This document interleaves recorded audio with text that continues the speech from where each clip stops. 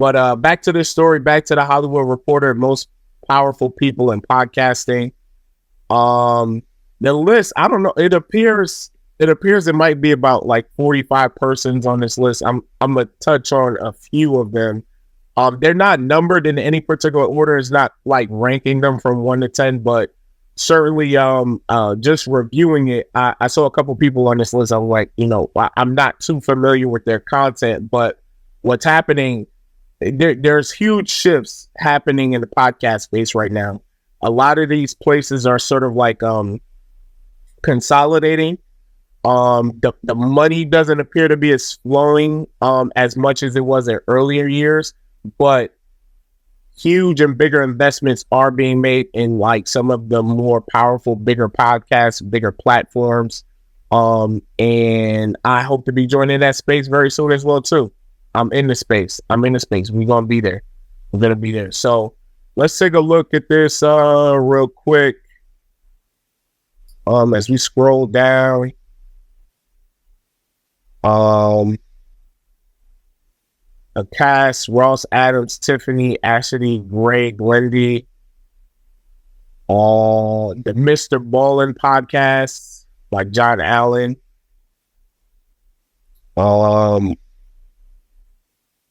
Rachel Giazzi at Audible.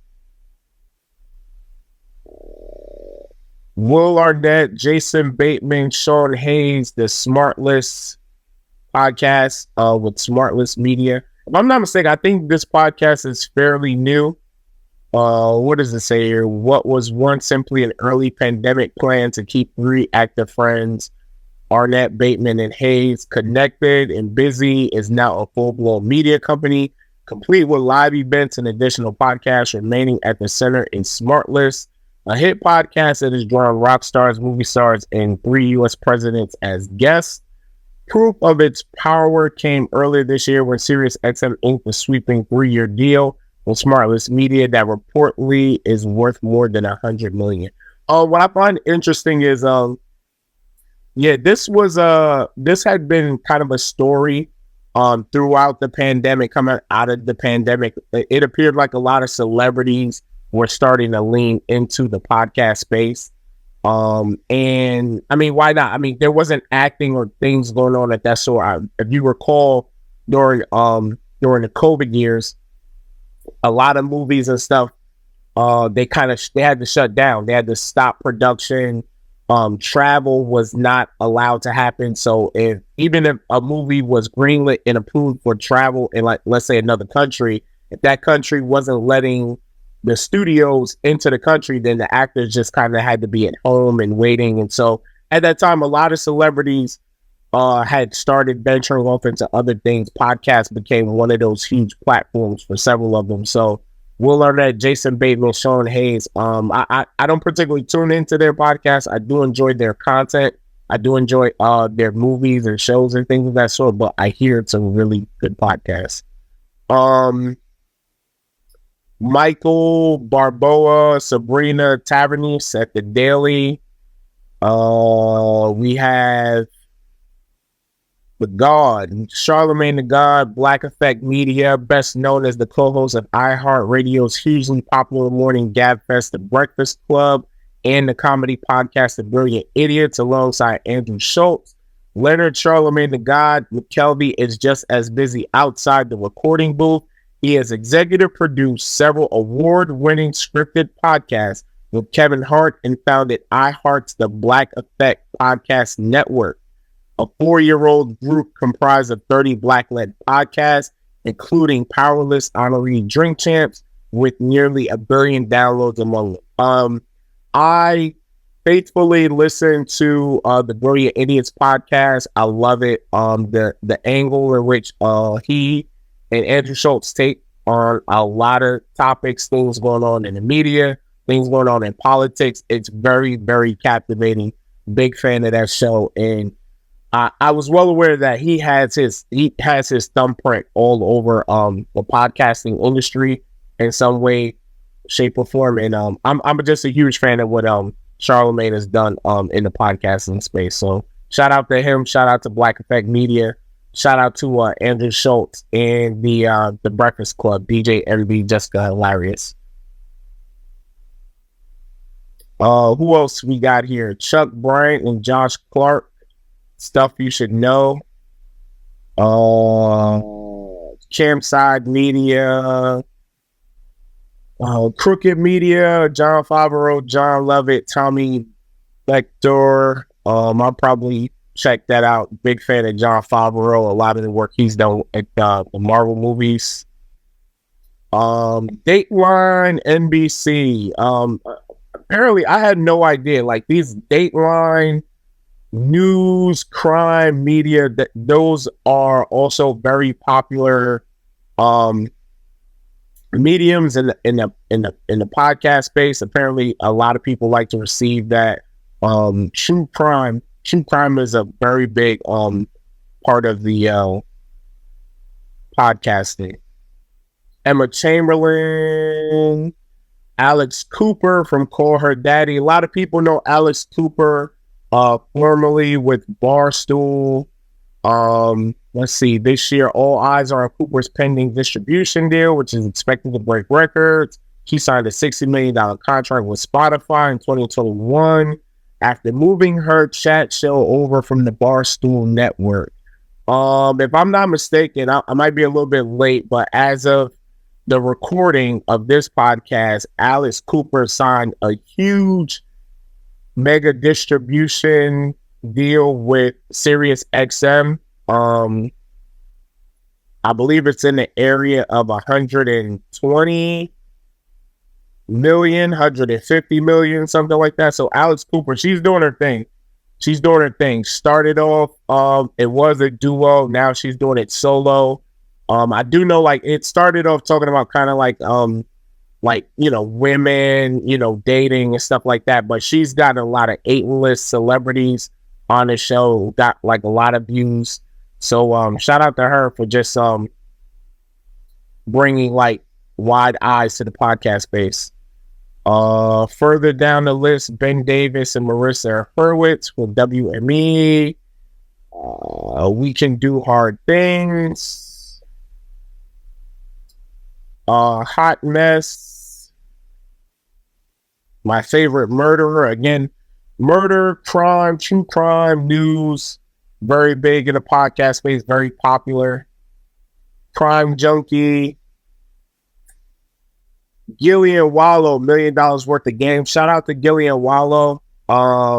Fantastic content, fantastic media.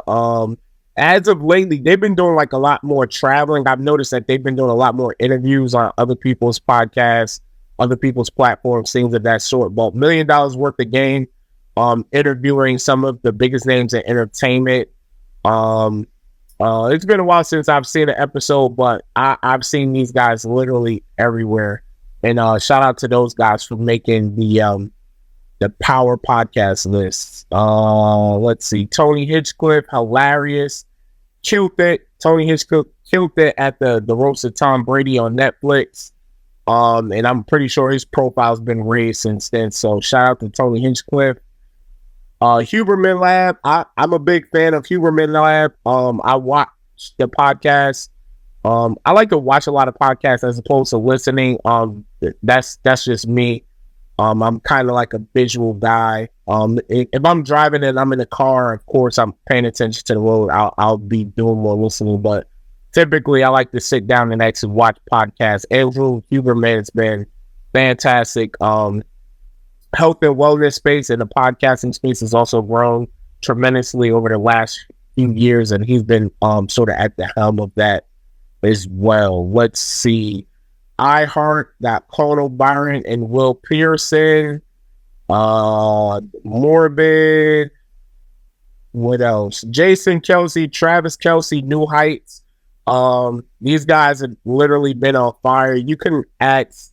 You literally couldn't write. You couldn't script what it is that these guys have been able to do in terms of boosting their profiles, using the podcast to tell stories, share stories of growing up, share stories of their experiences in NFL locker rooms, bringing on special guests, bringing on family, things of that sort, and still had been able to, although Jason Kelsey recently retired, still been able to just sort of perform at a high level professionally on the field at the same time. Shout out to the New Heights podcast. You Lemonada Media, Julia Louis Dreyfus, Wiser Than Me. I hear this podcast is very, very popular. I'll share a story. I recently watched the episode driving in cars and getting coffee with Jerry Seinfeld. I watched the episode with her on it, and she's amazing. She looks like she is a fun time to hang out with, like in person, just in terms of laughing, joking, very lighthearted, amazing conversations Julia Louis Dreyfus is having. Shout out to her.